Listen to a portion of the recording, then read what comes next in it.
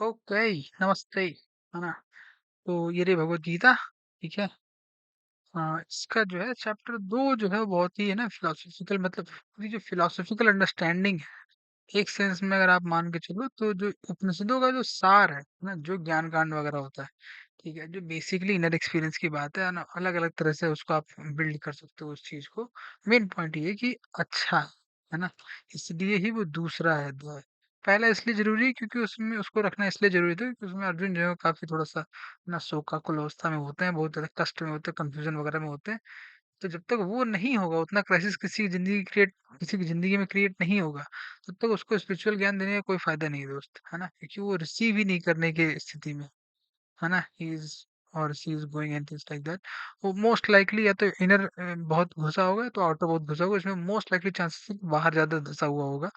तो उसको थोड़ी देर धँसे रहने दो, है ना? थोड़ा फिर जब गाड़ी आगे बढ़ेगी, ठुकेगी, तब उसको समझ में आएगा, फिर उसके दरवाज़े अपने आप खुल जाएँगे स्पिरिचुअलिटी के लिए, वगैरह-वगैरह की बात है। ठीक है? तो थोड़ा-सा उसको हम लोग कोशिश करेंगे 2024 में अध्याय 2 को थोड़ा-सा ज़्यादा पढ़ने की कोशिश करेंगे, ऐसा लग रहा है। बाकी लेट्स स्टार्ट। तो संजय बोले, "उस प्रकार करुणा से व्याप्त और आँसुओं से पूर्ण तथा व्याकुल नेत्रों वाले शोकयुक्त उस अर्जुन के प्रति भगवान मधुसूदन ने ये वचन कहा।" तो अर्जुन के बारे में बता रहे हैं ना, मधुसूदन ने क्या वचन कहा? श्री भगवान बोले, हे अर्जुन, तुझे इस असमय में यह मोह किस हेतु से प्राप्त हुआ है? क्योंकि ना तो यह श्रेष्ठ पुरुषों द्वारा आश्रित है, न स्वर्ग को देने वाला है और ना कीर्ति को करने वाला ही है। इसलिए हे अर्जुन, नपुंसकता को मत प्राप्त हो, तुझ में ये उचित नहीं जान पड़ती। हे परंतप, हृदय की तुच्छ दुर्बलता को त्याग कर युद्ध के लिए खड़ा हो जा। ठीक है। तो बेसिकली उससे कह रहे हैं कि भैया तुम युद्ध करो, युद्ध से भागो नहीं। है ना? अर्जुन जो है युद्ध नहीं करना चाह रहे, उन्होंने ना कह दिया था गांडीव रख के, धनुष रख के कह दिया कि नहीं भैया हम नहीं लड़ना चाहते हैं। ठीक है। तो उस प्रोसेस में श्री भगवान कह रहे हैं कि भाई तुम युद्ध से बच नहीं पाओगे। मोरलेस आज से जो है यही समझ में आ रहा है। और थोड़ा बहुत अलग अलग तरीके से समझा रहे हैं कि भैया इससे तुम्हें स्वर्ग भी नहीं मिलने वाला, कीर्ति भी नहीं मिलेगी। ठीक है, श्रेष्ठ पुरुष ऐसे करते भी नहीं, तुम करना क्या चाह रहे हो भैया? कहाँ नपुंसक हो रहे हो बेसिकली तुम, है ना? लड़ना ही नहीं चाह रहे हो, लड़ोगे नहीं तो फिर दिक्कत है ना यार। ठीक, चलो, तो ये हो गया, तुझ में ये उचित नहीं जान पड़ती। अर्जुन बोले, हे मधुसूदन, मैं रणभूमि में किस प्रकार बाणों से भीष्म पितामह और द्रोणाचार्य के विरुद्ध लड़ूंगा, क्योंकि हे मधुसूदन वे दोनों ही पूजनीय है। अब थोड़ी मनस्थिति समझो अर्जुन की। अर्जुन को भीष्म पितामह और द्रोणाचार्य के विरुद्ध नहीं लड़ना चाह रहा। अर्जुन को लड़ने में कोई दिक्कत नहीं है एक सेंस में। अर्जुन युद्ध से नहीं भाग रहा है। अर्जुन को ऐसा नहीं कि अर्जुन ने युद्ध करना ही छोड़ दिया, ये अर्जुन युद्ध ही नहीं करेगा। लेकिन उसको दिक्कत भीष्म पितामह और द्रोणाचार्य से लड़ने में है। ठीक है, जो कि ऑब्वियसली रिलेशनशिप का इशू है। तो उसमें बेसिकली कृष्ण कह रहे हैं नहीं बेटा लड़ना तो पड़ेगा तुम्हें। ठीक है। तो हाँ, भीष्म पितामह और द्रोणाचार्य एक तो गुरु ही थे और एक तो परिवार के ही सदस्य हो गए। उसमें परिवार से नहीं लड़ना चाह रहे हैं बेसिकली अर्जुन। ठीक है, उसमें हर तरह के तर्क देंगे अभी। थोड़ा सा और देखते हैं। इसलिए इन महान भावुक गुरुजनों को ना मारकर मैं श्लोक में भिक्षा का अन्न भी खाना कल्याणकारक समझता हूँ, क्योंकि गुरुजनों को मारकर भी इस लोक में रुधिर से सने हुए अर्थ और काम रूप भोगों को तो ही भोगूंगा। देखो इन्होंने दो बातें बता दी कि बेटा, है ना, घुमा फिरा के ज्यादा होता क्या है, अंत में व्यक्ति ज्यादा लिपटा कहाँ रहता है।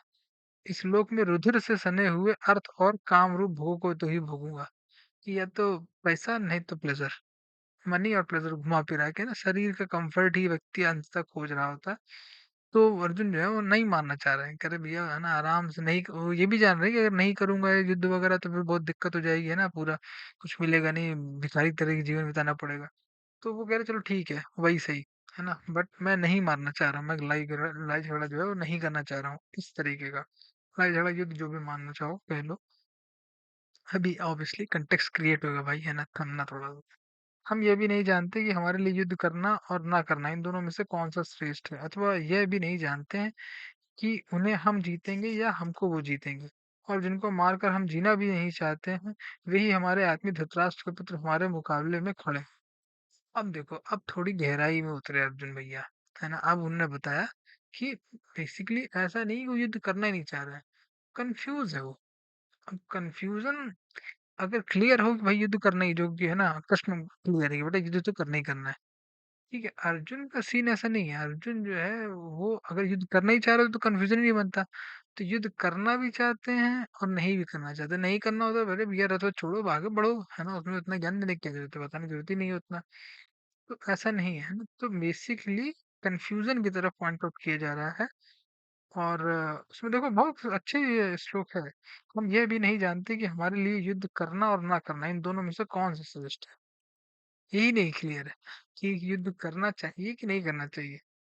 अथवा यह भी नहीं जानते कि उन्हें हम जीतेंगे या हमको वो जीतेंगे। अब ये भी नहीं पता है कि अगर अच्छा ठीक है, युद्ध लड़ेंगे तो हम जीतेंगे कि नहीं जीतेंगे या फिर वो हमको जीत जाएंगे। तो भविष्य का भी कुछ अंदाजा नहीं है, वैल्यूज की भी कोई क्लैरिटी नहीं है, और जिनको मारकर हम जीना भी नहीं चाहते हैं, वही हमारे आत्मी धृतराष्ट्र के पुत्र हमारे मुकाबले में खड़े हैं। अर्जुन अपने आप को ऐसे युद्ध में पाते हैं जो वो युद्ध कहीं से भी करना ठीक नहीं समझ रहे हैं, जो करना चाह भी नहीं रहे।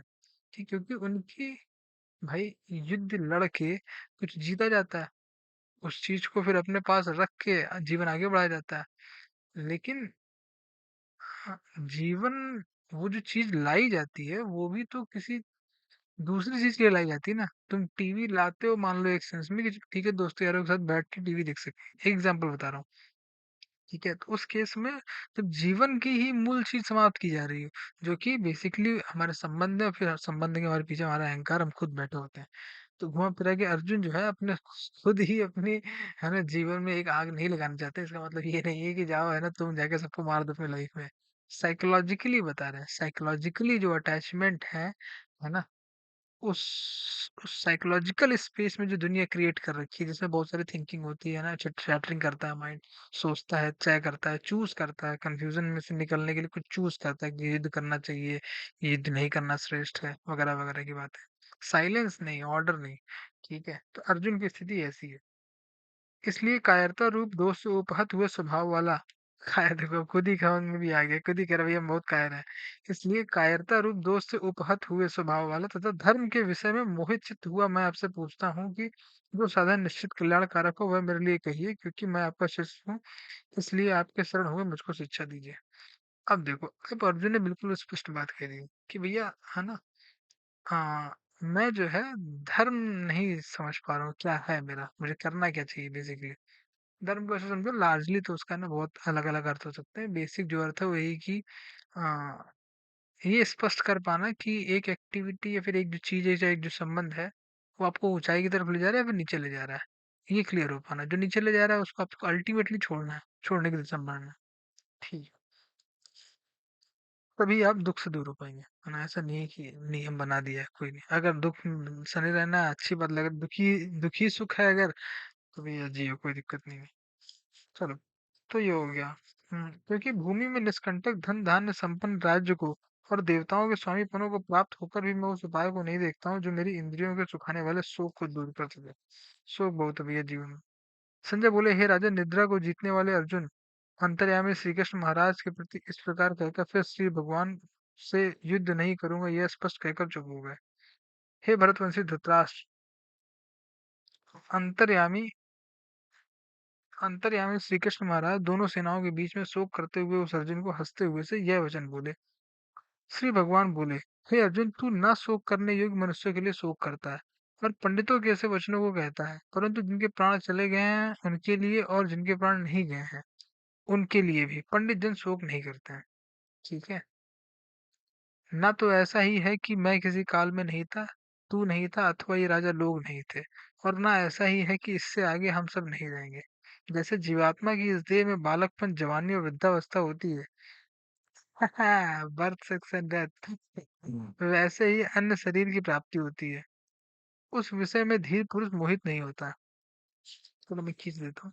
हे कुंती पुत्र, सर्दी गर्मी और सुख दुख को देने वाले इंद्रिय तथा और विषयों के संयोग तो उत्पत्ति विनाशशील और अनित्य है, इसलिए हे भरत उनको तो सहन कर। क्योंकि हे पुरुष श्रेष्ठ, दुख सुख को समान समझने वाले जिस धीर पुरुष को ये इंद्रिय और विषय के संयोग व्याकुल नहीं करते हैं, वह मोक्ष के योग्य होता है। अरे यार, उसने सीधे बिल्कुल तीर मार दिया मेन पॉइंट में। तो क्या है, मोक्ष की बातें बताओ, ज्ञान न पी लो, है ना? युद्ध नहीं करूंगा, इनसे नहीं करूंगा, उनसे मोक्ष के बारे में बताओ क्या करने का विचार है। युद्ध तो चलो ठीक है ये, अब समझना, धर्म अर्थ काम मोक्ष। ठीक है, तो कामना तो वैसे भी बहुत ज्यादा अर्जुन की एक सेंस में वैसी है नहीं, कामना तो में तो बहुत हावी है नहीं। अर्थ ऑलरेडी मिला हुआ है एक सेंस में, फिर अर्थ के लिए युद्ध करना नहीं चाह रहे हैं। धर्म के विषय में मोहित है, तो श्री कृष्ण ने मेन पॉइंट दिया कि अपना मोक्ष का बताओ तुम, है ना? कि मोक्ष कहाँ चला गया? है ना? मुक्ति कहाँ है तुम्हारी? क्योंकि संसार में वो साइकोलॉजिकल स्पेस में वो खत्म कर देना मुक्ति है, एक सेंस में। तो उन्होंने पॉइंट आउट किया था कि यार देखो ऐसा ना बॉडी वगैरह के ज़्यादा ज़्यादा ज्ञान ना बताओ कि ठीक है इनका नहीं मारोगे, उनका नहीं मानना चाहते हो, है ना? शरीर है, ये है, वो है।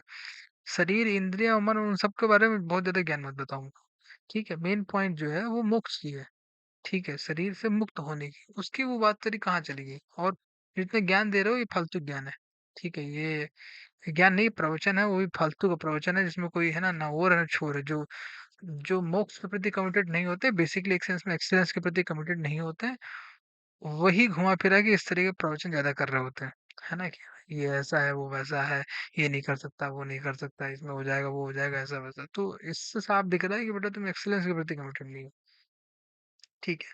असत वस्तु की तो सत्ता ही नहीं है और सत का अभाव नहीं है। इस प्रकार दोनों का ही तत्वज्ञानी पुरुषों द्वारा देखा गया है। ये तो है ना सीधे वहां से आ रहा है, उपनिषदों से आ रहा है एक सेंस में। नाश रहित तो तू उसको जान जिससे ये संपूर्ण जगत दृश्य वर्ग व्याप्त है। इस अविनाशी का विनाश करने में कोई भी उस अविनाशी का नाश रहित तो तू उसको जान जिससे ये संपूर्ण जगत दृश्य वर्ग व्याप्त है। उस इस अविनाशी का विनाश करने में कोई भी समर्थ नहीं है। इस नाश रहित अप्रमेय नित्य स्वरूप जीवात्मा के ये सब शरीर नाशवान कहे गए हैं। इसलिए है भरतवंशी अर्जुन तू युद्ध कर। बेसिकली देखो उन्होंने है ना आत्मा और शरीर के बीच का, चेतना और शरीर के बीच का डिस्टिंक्शन इंट्रोड्यूस कर दिया जो अल्टीमेटली फिर कंफ्यूजन को है ना खत्म कर देता है। तो जो इस आत्मा को मारने वाला समझता है तथा जो इसको मरा मानता है वे दोनों ही नहीं जानते हैं, क्योंकि ये आत्मा वास्तव में न तो किसी को मारता है और न किसी के द्वारा मारा जाता है, ठीक है? तो अब मैं ज्यादा नहीं खींचता हूँ। बेसिकली बात यही होगी कि अगर कंफ्यूजन आपकी लाइफ में क्रिएट हो रहा है तो उसका समाधान यही है कि शरीर और आत्मा के बीच में जो अंतर है, या फिर जड़ और चेतना के बीच में जो अंतर है, या फिर शरीर की अंडरस्टैंडिंग थोड़ी-सी बढ़ाइए, उस प्रोसेस में भी चेतना बढ़ जाती है। किसी भी चीज़ की अंडरस्टैंडिंग आप कंपैरेटिवली जितनी आपकी है, उसको थोड़ा-सा बढ़ाइए, उससे चेतना आपकी बढ़ जाएगी।